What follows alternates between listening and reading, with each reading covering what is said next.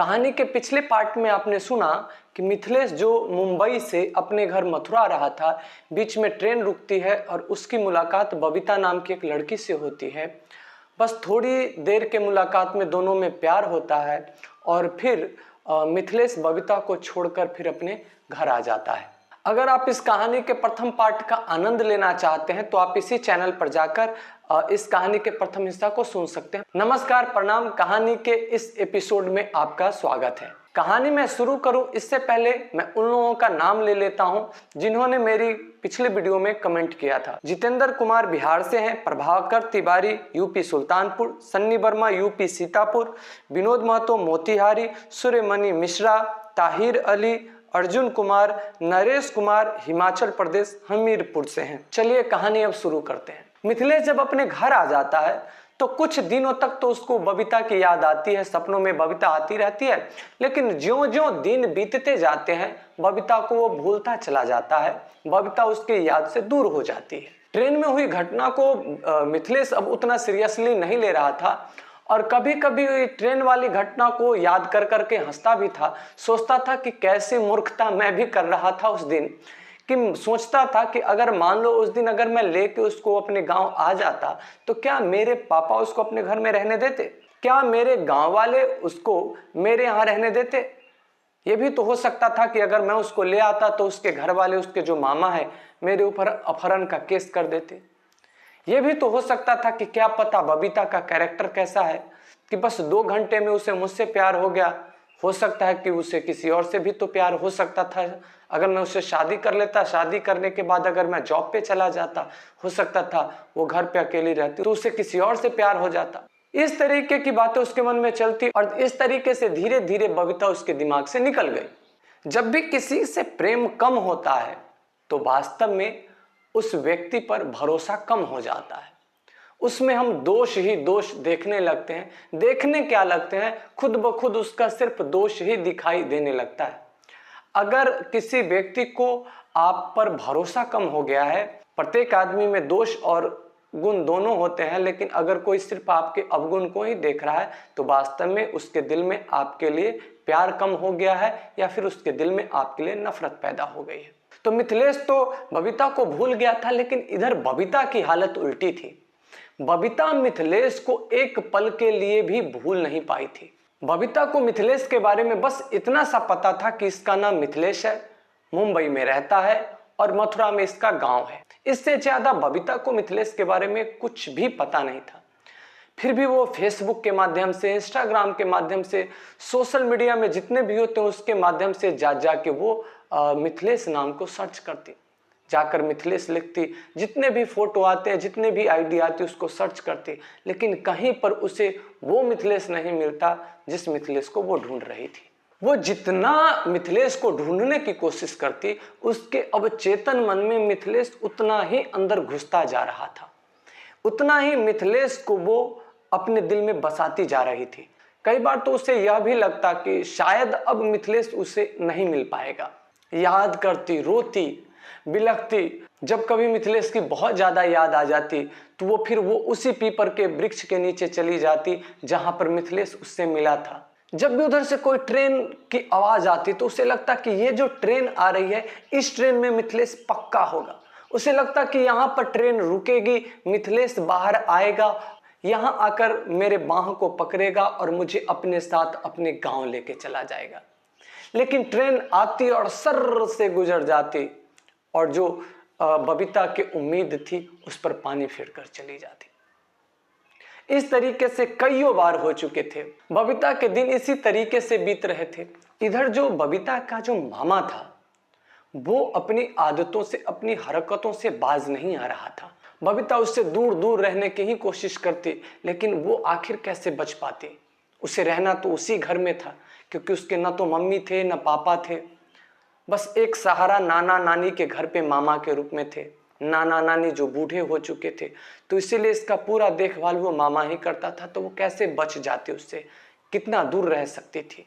इसी तरीके से 1-1.5 महीने का समय बीता। ये जो 1-1.5 महीना बीता था, इसमें जो बबीता का मामा था कई बार उसके साथ जबरदस्ती कर चुका था, कई बार उसके साथ जबरदस्ती शारीरिक संबंध बना चुका था। ये वो बातें थी कि बबीता किसी को बता भी नहीं सकती थी, क्योंकि ये एक इज्जत का मामला होता है कि लोग इसको इज्जत से जोड़ के चलते हैं। इतना होने के बाद भी उसे कभी कभी उम्मीद होता कि आज न कल मिथिलेश जरूर आएगा, वो वादा करके गया है, वो वादा नहीं तोड़ेगा, आएगा और मुझे अपने साथ ले जाएगा। इधर मिथिलेश को कोई फर्क ही नहीं पड़ रहा था, वो तो बबीता को पूरी तरीके से भूल चुका था। ये जो 1.5 महीने का समय बीता मिथिलेश के लिए, इस बीच में चूंकि मिथिलेश को सरकारी जॉब थी तो अच्छे अच्छे घरों से उसके लिए रिश्ता आ रहे थे, तो घर वालों ने एक अच्छी लड़की देख के उसके लिए शादी फिक्स कर दी और शादी का डेट रखा गया कि जब ये अगली बार जॉब पर से छुट्टी लेके आएगा तो तब इसकी शादी कराई जाएगी, क्योंकि इस बार 1.5 महीने का समय बीत चुका था तो शादी करने का टाइम नहीं था। और मिथिलेश अब जा रहा था जॉब पर, ट्रेन से जा रहा था। ट्रेन सुबह के समय में उसी जगह पर पहुंची जहां पर उसकी मुलाकात बबीता से हुई थी। तो उससे कुछ जब पहले ट्रेन थी, कुछ पीछे ही थी, तो एकदम से मिथिलेश को बबीता की याद आई। वो सोचा कि चलो थोड़ा खिड़की के पास जाकर देखते हैं कि जहां पर जिस पीपल के नीचे वो लड़की बबीता मिली थी वो पीपल का पेड़ कैसा, ट्रेन तो जा रही थी तो वो सोचा कि मैं देख लेता हूं कैसा लगता है। एक बस ऐसे ही अंदर से एक मन में बात आई, तो वो खिड़की के नजदीक जाके बैठ गया, उस साइड में बैठ गया जिस साइड से वहां का पीपल का वृक्ष दिखाई देता। ट्रेन सड़क से गुजरती चली गई, वो देखता गया और पीपल के पेड़ के नीचे देखता। उसे लग रहा था कि कोई ना कोई तो होगा, उसे ये तो पता था कि बबीता तो नहीं होगी उसे, लेकिन अंदर में 1% ये उम्मीद थी कि हो सकता है बबीता भी हो सकती है। लेकिन ट्रेन वहां से गुजर गई, उसने देखा पेड़ के नीचे कोई नहीं था, पेड़ सुनसान, बच्चे तक नहीं, कोई भी नहीं। अब जब ट्रेन वहां से गुजरी, अब तक जो बबीता को वो पूरी तरीके से भूल चुका था, उस पेड़ को देखते ही एकदम से वो सारी बात तरोताजा हो गई। वो जितने सीन हुए थे उसके और बबीता के बीच में, सारे सीन इसके सामने से गुजरने लगे। अब इसके मन के अंदर बेचैनी सी होने लगी। उसे बार बार ये बात याद आ रही थी कि बबीता उससे लिपटी हुई है और वो जब बबीता को छुड़ा रहा है तो देख रहा है कि बबीता रो रही है और रो के उससे कह रहे हैं कि मुझे भूल तो नहीं जाओगे। ये ऐसी कुछ बातें थी जो उसको बार बार याद आ रही थी। ट्रेन आगे बढ़ रही थी और मिथिलेश को लग रहा था कि मेरा कोई सामान पीछे छूट रहा है। वो इतना बेचैन हो गया, इतना बेचैन हो गया कि वो अपने आप को संभाल नहीं पा रहा था। ट्रेन जब आगे के स्टॉपेज पर रुकती है तो ना चाहते हुए भी मिथिलेश दूसरी गाड़ी पकड़ के फिर वापस आ जाता है और उस वृक्ष के नजदीक आकर गाड़ी को वैक्यूम कर देता है और उतर जाता है। समस्या यह थी कि मिथिलेश को भी बस बबीता का नाम और बबीता का गांव, बस ये 2 चीज ही पता था कि बबीता का नानी का गांव ये है और उस लड़की का नाम बबीता। इससे ज्यादा मिथिलेश को भी कुछ ज्यादा पता नहीं था। अब मिथिलेश ढूंढना शुरू करता है, लेकिन अब वो किसी लड़की का नाम लेके तो पूछ नहीं सकता, तो वो गांव का नाम पूछ के उस गांव में जाता है और वहां जाके एक अनजान व्यक्ति को देखकर तो स्वाभाविक सी बात है कोई भी पूछेंगे कि हाँ भाई तुम कौन हो। तो उस गांव में इसने देखा कि बहुत सारे स्वच्छता अभियान के तहत जो सरकारी शौचालय बनाए गए थे, बहुत सारे बनाए गए थे, तो इसने अपने आप को शौचालय का अधिकारी बना दिया।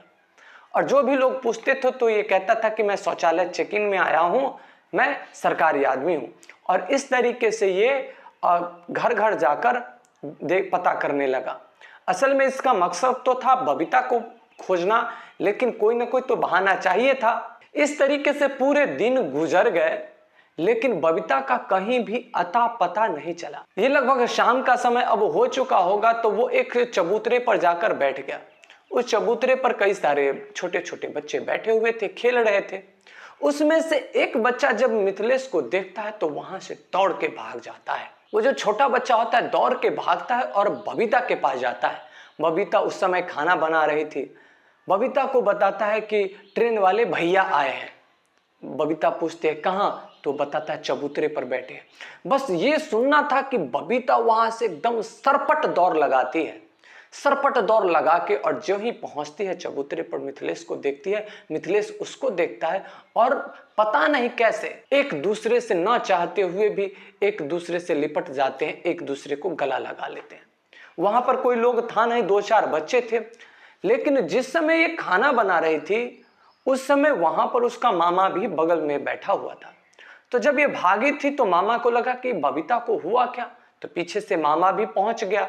तो जब उसने देखा कि बबीता एक अनजान लड़के से लिपटी हुई है, एक अनजान लड़के को गले लगाई हुई है, तो उसने पीटना शुरू किया और हल्ला मचा दिया। पूरे गांव, पूरे मोहल्ले के लोग जमा हो गए और मिथिलेश को बुरी तरीके से पीटा गया। बबीता को भी पीटी गई, लेकिन मिथिलेश को बहुत ज्यादा ही पीटा गया। बबीता उसको बचाने की कोशिश करती, लेकिन जब भीड़ जमा हो जाती है तो कौन किसकी बात सुनता है। इसका जो मामा था बहुत अभद्र शब्द का प्रयोग कर रहा था अपनी भांजी के लिए, बबीता के लिए। जब मन होता था तब लात फैट घुसा से मिथिलेश को भी पीट देता था। जितने भी लोग, जो भी नए लोग आते थे, 2-4 फैट घींच के ही, 2-4 मुक्का, 2-4 छरी मार के ही दम लेते थे। चूंकि गांव के सारे लोग जमा हो चुके थे, तो उसमें ही 2-4 जो समझदार लोग थे, उन्होंने कहा कि देखो अब मत मारो, नहीं तो मर जाएगा। और पूछना शुरू करते हैं, मिथिलेश से पूछते हैं कि हाँ भाई बताओ तुम कौन हो, कहां से आए हो। तो वो बताता है कि मैं मथुरा का रहने वाला हूं। वो अपनी सारी बात बताता है। वो बताता है कि मैं यहाँ बबीता से मिलने आया हूं। लोग पूछते हैं क्या तुम्हें बबीता ने बुलाया है? तो मिथिलेश कहता है कि नहीं, मुझे बबीता ने नहीं बुलाया। मिथिलेश अपनी सारी कहानी बताता है, बबीता से पूछता है तो बबीता भी अपनी सारी कहानी बताती है। तो ये बात करने के क्रम में ही पता चलता है कि ये जो लड़का है मिथिलेश, ये सरकारी जॉब करता है, सरकारी नौकरी करता है। तो गांव के जितने भी लोग थे, समझदार लोग, वो सोचे कि ये तो दोनों पकड़ा गया है, अगर ये इससे शादी करने को राजी हो जाए तो बबीता के लिए बड़ी अच्छी बात है। बबीता के माता पिता है नहीं, तो इसकी शादी इसका मामा कैसे घर में करेगा, कोई पता नहीं। अगर इसकी शादी सरकारी नौकरी वाले लड़के से हो जाती तो बबीता के लिए बड़ी अच्छी बात है, और जो हल्ला होना है वो तो हो ही गया है। तो इसलिए अब अगर इसकी कहीं और शादी की जाएगी तो अच्छे लड़के से होगी नहीं। तो सारे लोग मिथिलेश से पूछते हैं कि क्या तुम बबीता से शादी करोगे? तो वो कहता है कि हाँ, मैं बबीता से शादी करने को तैयार हूँ। बबीता से पूछा जाता है, बबीता भी राजी हो जाती है। वो तो पहले से ही राजी थी, वो तो चाहती ही थी। तो गांव के जितने भी लोग थे वो एक फैसला लेते हैं कि गांव में ही जो शिव मंदिर है उसमें बबीता और मिथिलेश की शादी करा दी जाए। सारे लोग इस बात पर सहमत थे, लेकिन एक आदमी असहमत था। वो था बबीता का मामा। उसको तो लगता था कि मेरे हाथ से बबीता निकल जाएगी। वो आपत्ति जताता है और कहता है कि बबीता मेरी भांजी है, इसका देखभाल मैं करता हूं, इसके बारे में फैसला लेने का अधिकार भी मेरा है। मेरे मर्जी के खिलाफ आप लोग इसकी शादी नहीं करा सकते। क्या भगवान ने मुझे सामर्थ्य नहीं दिया है कि मैं किसी नौकरी वाले लड़के से अपनी भांजी की शादी करा दूं? जब बबीता के मामा ने इस तरीके की बातें कही तो गांव के जितने भी लोग थे चुप हो गए, क्योंकि गांव के लोगों को भी बबीता के मामा के बात में लॉजिक लगा कि सही बात है, ये देखभाल अगर करता है तो इसके बारे में फैसला लेने का अधिकार भी इसी का है। अगर ये इसकी शादी अच्छे लड़के से कर सकता है तो फिर हम लोग क्यों इस मामले में पड़े? तो गांव के जितने भी लोग थे शांत हो जाते हैं। बबीता को अब लगता है कि मेरी शादी मिथिलेश से नहीं हो पाएगी, तो फिर बबीता गांव के लोगों के सामने अपनी अंतिम बात रखती है और अपने मामा के बारे में कहती है कि ये मेरे मामा मेरी शादी कराएंगे, ये मेरे साथ रोज रात जबरदस्ती करते हैं, जहां मिलते हैं वहां मेरे साथ छेड़खानी करते हैं। और भी बहुत सारी बातें बबीता अपने मामा के बारे में बताती है। जब बबीता ये बात बोल रही थी तो मामा डर जाता है। उसको लगता है कि कहीं शारीरिक संबंध वाली बात भी ना बबीता लोगों को बता दे। अगर वो बता देगी तो मेरी तो पूरे पंचायत में, पूरे जितने भी लोग हैं उसमें मेरी बेइज्जती हो जाएगी। लेकिन बबीता उस बात को नहीं बताती। बस बबीता इतना ही कह रही होती है तो उसका मामा डर बोल देता है कि मैं इस शादी को राजी हूं, मैं चाहता हूं कि शादी हो जाए। उसके बाद जो गांव में एक शिव मंदिर होता है वहीं पर पुलिस को बुलाई जाती है और पुलिस के देख रेख में, पुलिस के सामने ही मिथिलेश बबीता के मांग में सिंदूर डालता है और इन दोनों की शादी संपन्न हो जाती है। मिथिलेश वहां से बबीता को अपने साथ लेता है और जहां वो जॉब करता है, सरकारी नौकरी करता है मुंबई, वहां बबीता को अपने साथ लेके चला जाता है। दोस्तों, अगर आप मेरे इस वीडियो को नया देख रहे हैं तो प्लीज प्लीज प्लीज इस चैनल को सब्सक्राइब कर लें। दोस्तों, मैं आपको बता दूं कि ये कहानी सच्ची कहानी है। कुछ लोगों की शिकायत आ रही है मेरे वीडियो में कि ये कहानी सच है या झूठ। जब मैं कहानी कहता हूं, घटना का जिक्र करता हूं, तो उसके बारे में मैं यह भी बता देता हूं कि यह घटना वास्तव में घटी है या नहीं घटी है। कुछ कहानी जो मैंने खुद से रचना की है तो कहानी में मैं बोल देता हूं कि ये मेरी अपनी कहानी है, ये कोई वास्तविक घटना नहीं है। लेकिन जो वास्तविक घटना होती है वो वास्तविक घटना को मैं वास्तविक घटना के रूप में ही पेश करता हूं। हाँ, ये जरूर रहता है कि उसमें मैं थोड़ा सा नाम चेंज कर देता हूं। वो नाम चेंज इसलिए करता हूं क्योंकि मैं ये नहीं चाहता कि कोई व्यक्ति हो, कोई महिला हो, कोई पुरुष हो, और जो वो अगर अपनी कहानी को मेरे वीडियो के माध्यम से देखे तो उसे लगे कि ये मुझे एक तरीके से बदनाम किया जा रहा है। तो घटना सच होती है, थोड़ा सा उसमें रूपांतरण किया जाता है नामों में। दोस्तों, कैसी लगी आपको ये कहानी? आप हमें कमेंट करके जरूर बताइएगा। जब भी आप कमेंट करें तो अपना नाम के साथ अपना पता अवश्य लिखें, जिससे कि मैं अगले वीडियो में आपका नाम ले सकूं। आपने मेरी वीडियो को अंत तक देखा, इसके लिए आपका शुक्रिया।